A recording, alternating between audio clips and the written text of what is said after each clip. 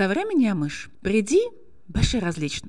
Накрая на филма винаги се появяваше супергерой, подарява ти роза и решава всички твоите проблеми. В днешното време появява се мъж без роза и твоите проблеми започват.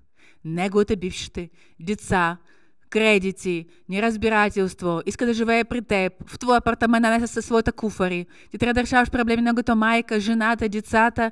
И в момент жена си казва, а трябва ли ми мъж? Или по-добре да си подаря преживяване сама. С приятелки, с спа, с почивки. Добър въпрос.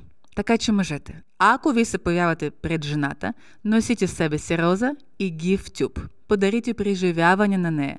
Не създавайте проблема, решавайте проблеми на вашите жени. Защото тогава имате доста по-голям шанс да имате отношения и семейство. Жената не обича мъж с проблеми.